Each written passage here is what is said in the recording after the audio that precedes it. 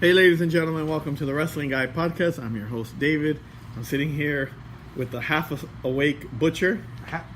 Can you repeat? Can you give me another introduction? You know that's not my name. It's Dennis, the living legend Butcher.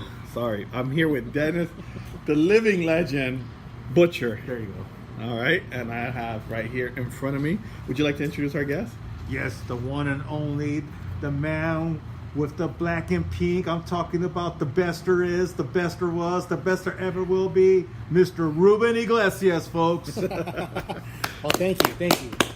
I appreciate all that, but you could have just went with Ruben. That would have been fine. I think you are the best there is and the best there was. You. I mean, you are. That's not what you said yesterday. What did I say yesterday? You said, "Oh, he's coming in." I'm just kidding. I believe it. I don't even know what you mean by that. You know what? I'm guessing you're a big Bret Hart fan. Huge Bret Hart fan. He's one of the reasons why I got into the business. Yes. Really? Nice. Yes. Now, what was it that attracted you about Bret Hart? I think just his style. I think the fact that he was always one of the underdogs before Daniel Bryan became the ultimate underdog. It was pretty much Bret Hart back in the day, facing the bigger guys like Yokozuna and Undertaker and Diesel and all these big guys. And obviously, I knew growing up as I got older, I wasn't going to be a big guy, and I was always going to be like one of the smaller guys, if and when I decided to get into the business. So, and I just like his style. The excellence of execution. Yeah. Oh my goodness, I don't know if that was on purposely, but Right? Time's up. Time's up. real briefly, I was speaking about Bret Hart. I remember, I believe this was back in 1986. It was my first wrestling show. I went to a WWF, and I saw the Hart Foundations. They were in blue trunks at the time, Yeah. against the Killer Bees. And Bret Hart was much chubbier back then. Of course, when you're younger, you're a little bit more stockier. Yeah. But it was really cool, seeing the whole transformation as what it is now. Now, is he recuperating with the stroke, or is he? Yeah, he's pretty good right now. I mean, Yeah. looks his age, I guess. Right. And I hear he's married to a beautiful young woman. Yeah.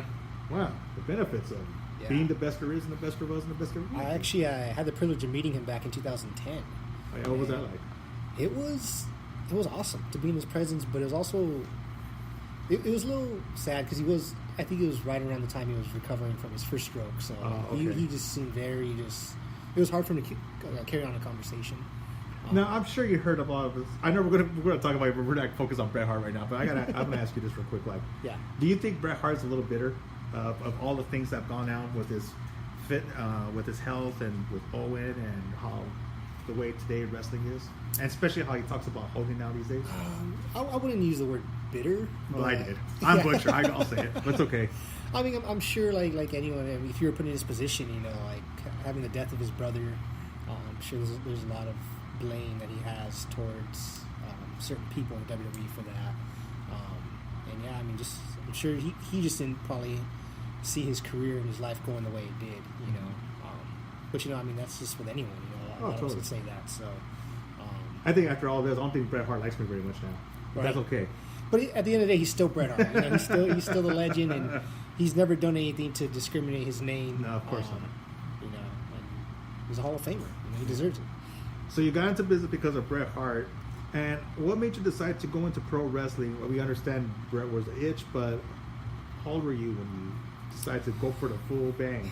I would say I was in high school. It was probably right around the Attitude Era when The Rock and Stone Cold were the biggest going on. I was probably more of a Rock fan than Stone Cold. And I think once I saw Hogan and Rock at WrestleMania 18, that to me just kind of just blew my mind, just how great that match was. And even just them staring each other down before the match actually started. Yeah, no, that was like and just good. hearing the roar of the crowd, I'm like, this is something I want to do.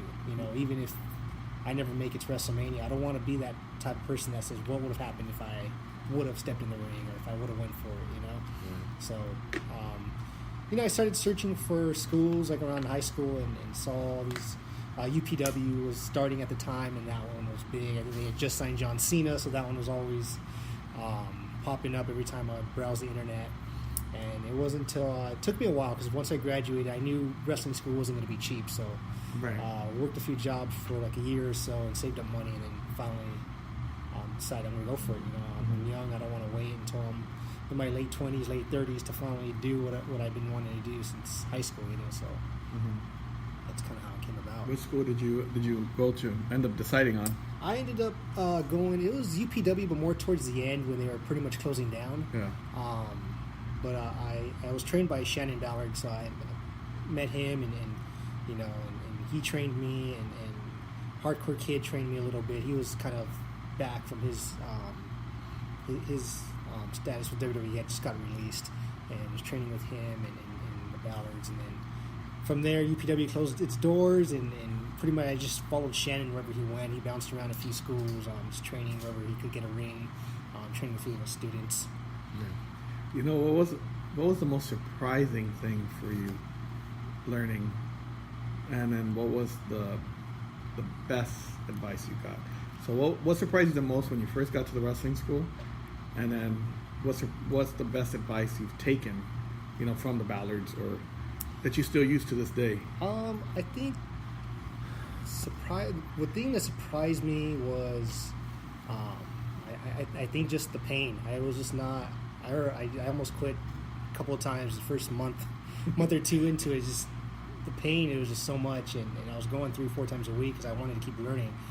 Especially when you're young and you're just starting, you're eager, so you don't want to miss a class and you want to keep going. And then I was just having trouble walking, or even going through my day at work or doing stuff. So that threw me off. It was just how hard it was, and even just kind of sitting there. Shannon would put some of the advanced students already doing matches, and just kind of seeing how they put the match together. I was like, man, how is this? In my head, I'm like, I don't know if I'm able to do that. I'm not going to be able to put on a 10-15 minute match, like. But the communication in the ring and just working together, just the whole art form of it just blew me away. And it was very surprising of how well people work together.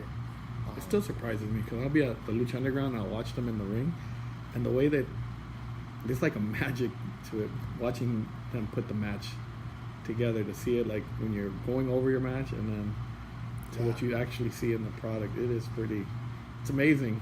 Yeah. I'm like, I don't know if I'd be able to do that. Like, how do you remember? Well, both of you have stepped in the ring, so I mean, how do you guys remember what to do next?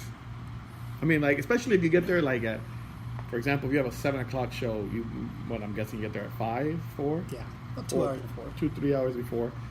And then you go over your match maybe hour before the show actually kicks off, but maybe your match is not till 9 o'clock. I mean, how do you remember from 5 or 6 o'clock to 9 o'clock everything you're going to do in the ring? And communication is key. You got to be on the same page with the other person you're in the ring with. Yeah. I'm keeping a kayfabe still. I still believe in it. Yeah. So you're not going to tell us? I'm not going to say a word. You're not going to say it? I'm not going to say a word. I talk in the ring. Yeah. So do you communicate, you go through everything in the ring and go through all the motions and... Yeah. So just talking. That's the one thing I always tell a person before I go out there. Is let's talk to each other out there. Let's be on the same page. For some reason, things get flustered, we get lost. Headlock time. Try to regroup. Have you ever forgotten something and be like? Yeah, and I don't realize it till like after the match is already over. Yeah. I'm like, I remember we wanted to do this together, or we had this plan. But sometimes you just gotta feel it out too. I mean, there's been times where I've been booked as a babyface in a match, and I go out there and I'm getting booed, and the other guy's getting cheered. So it's like we just got to switch things up. It's like, all right, yeah, you're working babyface, I'm working heel, and everything we talked about went out the door. Yeah, I remember that from Butcher did that once. You want to let him know what you did at Pacific Mania when you were supposed to be a heel? Go ahead, let him know. That was a while ago. I want to hear it. No, this here in Pacific, and it was Santino's shows. They were, I wanted for school as well, and also advertising for the show to come. And it was a great turnout. And I remember I was supposed to be heel, and I was portraying myself as a heel, but I was portraying more as a face than a heel. I went along with the face, and I remember they told me, "Are you supposed to? Aren't you supposed to be healed tonight? But you forgot." So that little moment right there, I just like, okay. He had his WrestleMania moment. He was this is my Andre the Giant moment right here, driving down Pacific. So now to go back to the previous question, what was the best advice you've been given? What did Butcher tell you? If Butcher gave you advice, and you better rethink this. The best advice I got, I would say, was my first year of training before I even did matches. I don't even know if I'm allowed to even talk about who gave me the advice. And it wasn't just me. We had a special guest that came down to where we were training, and he had a few of us get in the ring and do drills. So we did drills together, and we had this one kid, Ryan. He wrestled as Evangelic.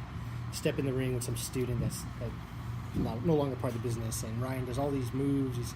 He's doing, standing shooting star presses, rondas off the top, this and that.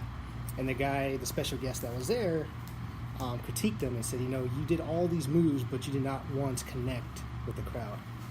And he told him, he goes, if I stood in the ring with you, I can't do half the stuff you just did. I'm not as good as a wrestler as you are, but I know when to do this. And he waved his hand in front of his face. So, special guest was John Cena. He had stopped by, because he knew the Ballards, and he stopped by. That to me just hit me like, wow. Like, even this guy admitted he's not that great a wrestler, but he knows when to connect with the crowd, look at your audience, and do the whole hand in front of the face thing. He goes, and John Cena doesn't need to do a bunch of moves, And everyone's always saying, oh, he has 5 moves. I'm like, yeah, that's all he needs. Yeah. But then, don't you think every wrestler, even in indies, from indies to WWE, they all have 5 moves? You have, yeah. I mean, to a certain extent. Yeah. Because there's guys that have their 3 to 4 different moves that they like to hit in every match. Because I'm sure, they're very comfortable with it. Right, so. That's what I was going to say. Like, they gave Hogan a hard time because he did the body slam, the leg drop, he did the little hulking up, whatever, the punches, whatever. And then you have John Cena, who does his whole shtick, and you have Roman. But I mean, to a point, if you're getting paid and to see where fans want to see you do certain moves, I mean, you're going to do those moves, right? Yeah. So I'm just saying, like, doesn't every wrestler have 3 to 5 moves? Yeah, and I think that's what people forget. I think they're just used to seeing, all the highlights on YouTube with all these wrestlers just going in there doing flips and crazy moves. It's like, no, it's like everyone has their 3 or 4 that they're known for, you know, and that's all you really need to hit, Yeah. Like right now, everybody knows I have the sharpshooter, and people always call it. I wonder why. Yeah, I wonder why. Everyone calls it. If they don't see it, they're like, oh, boo, you didn't do the sharpshooter. You didn't. At least I got to attempt to do it if I'm not going to hit it. At least go for it. Do you get a lot of heat because of the Bret Hart? Because you wear the pink and black? From fans, at least. From fans, I'm yes. sure, like I Ed, think my favorite fan, Ed, gives you a hard time. Yeah, Ed gives me a hard time no matter what.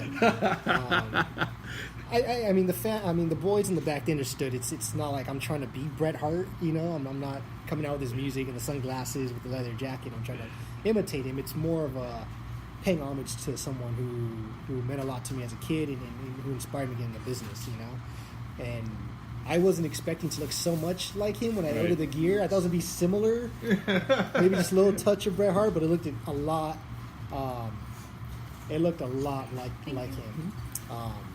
And a lot of boys like to poke fun at me, but yeah, some fans love it and some fans hate it. But that's with anything. Yeah. You can get some that don't like what you're doing. You get others that love it and encourage you to keep doing it. I mean, if you think about it, Sasha Banks, she does the frog splash like Eddie Guerrero. I mean, there's always a wrestler that has a follower that they look up to. Well, how many wrestlers have the super kick? Imitating Shawn Michaels. I mean, Shawn Michaels is an inspiration to a lot of the wrestlers. Yeah. Like because it looks cool. It looks pretty bad. Who has the best super kick? Let's be real here. Who has the best super kick? Believe it or not, when I was training at the Fit Pit, they were training me to do kind of like the Booker T's spinning kick. You? And I did it well, but I never used it. I just felt awkward. But it looked pretty badass though. I mean, it's hard for these guys to visual it, but I was leaner and meaner at the time. I've missed you on the podcast. Yeah, I've missed your jokes. It's not a joke. I'm being serious. No, it was a badass move, but I wasn't comfortable with it. But I did it. I fucking looked like Van Damme, just kind of doing my spinning kick, kind of like the Sultan. When the Sultan would go across and then he would do the whole spinning kick. Yeah. But except the Sultan will fall. Yeah. I will stand, and it was pretty badass. I think I might just bring that back. You do the super kick? I never done this. I done it once, and I'm just not a super kick guy. No. But to answer your question, I think Ziggler has a really nice super kick. Ziggler has who I like, and I know I'm going to get a lot of crap for this. I think it's a white Besides guy the thing.